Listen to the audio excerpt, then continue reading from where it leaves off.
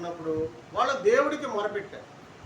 దేవుడికి మొరపెట్టినప్పుడు దేవుడు వాళ్ళ మొర ఆలకించి వాళ్ళ మోసేను దర్శించి మోసేను నాయకుడిగా ఎన్నుకొని మోసే ద్వారా వాళ్ళని విడిపించి వాళ్ళని కనాన్ దేశాన్ని నడిపిస్తానికి దేవుడు అరణ్యంలో వాళ్ళు 40 సంవత్సరాలు నడిపించడము, కనాన్ దేశం వాళ్ళకి స్వాస్థ్యంగా ఇస్తానన్న వాగ్దానం వాళ్ళకి ఇవ్వడము జరిగింది.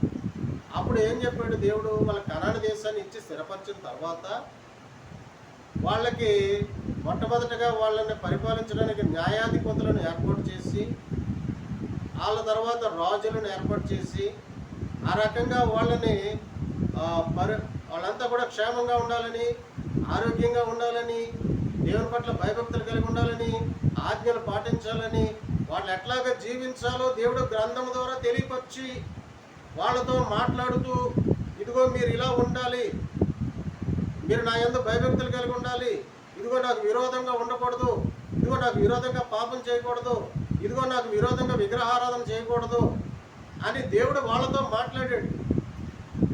మాట్లాడుతూ ఈ మాట చెప్తున్నాడు. ఇదిగో మీరు నా పట్ల వ్యతిరేకంగా నడుచుకొని మీరు పాపం చేస్తే మీకు 7 అంతల శిక్ష విధిస్తాను నేను అని చెప్పాడు. 7 అంతల శిక్ష విధిస్తానని చెప్పి. అందుకనే ప్రియమైన దేవుని బిడ్డలారా, మనము దేవుడితోటి వ్యతిరేకంగా ఉంటే పనిష్మెంట్ వస్తుంది. అది ఎంత భయంకరం. అందుకే అంటాడు దేవుడి చేతిలో పడితే బహు భయంకరం అంటాడు.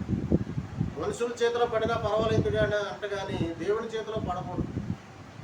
దేవుడి చేతిలో పడితే పనిష్మెంట్ చాలా ఘోరంగా ఉంటుంది.